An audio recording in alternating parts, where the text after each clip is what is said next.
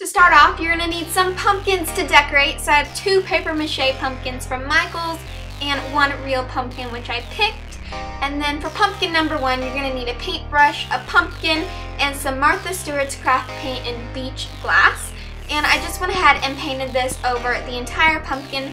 I did have to do 2 coats of it, but honestly it is such a gorgeous color. I love it so much.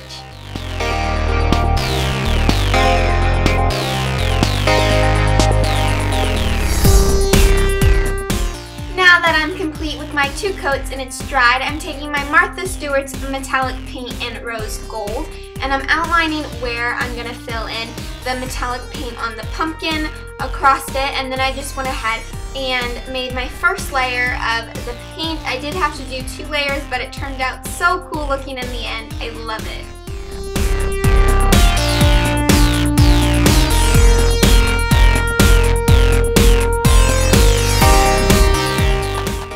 Number 2, you're going to need some pink glitter, pink paint, and some Mod Podge. And with my pink Martha Stewart's paint and raspberry ice, which is so gorgeous, I just did 1 layer of that over my entire pumpkin.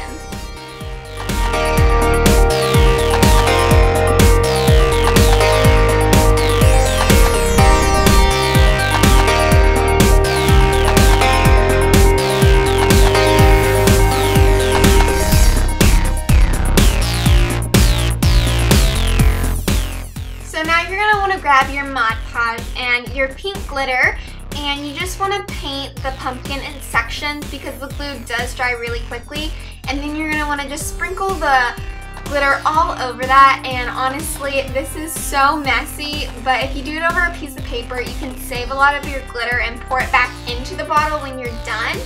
But I think it looks so gorgeous and it's so much fun, but definitely is so messy. Glitter went like everywhere. For pumpkin number 3, I'm using this gorgeous periwinkle color from Martha Stewart's craft paints. And if you're going to be decorating a real pumpkin, what I have done every year is put Vaseline on my pumpkins and then let that sit for 24 hours. Wipe it off. Your pumpkin will last almost a week longer and not attract as many bugs. It's amazing, and definitely give that a try this year.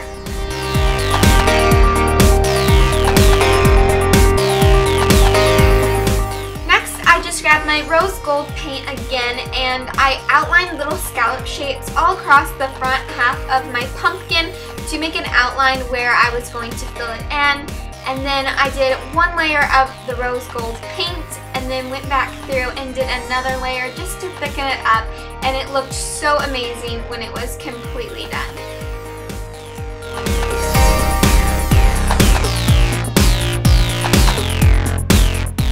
Next, I just grabbed my Mod Podge and blue glitter and dipped my brush into the Mod Podge and outlined the edges of my scallops, which I had made, and then just sprinkled the blue glitter over the Mod Podge, and it brushed off the pumpkin super easily. And I just continued this process all the way around my pumpkin on the edges of the scallops I had made. Then I grabbed 2 different sizes of circle sponges and dipped those in my rose gold paint and then sponged those along the purple section of my pumpkin.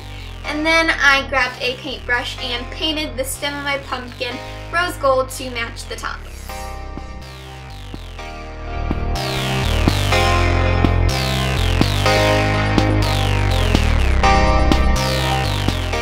And we are done, and that was so much fun. I think that each one of these pumpkins is so unique and you can make them so cool to match your personal style.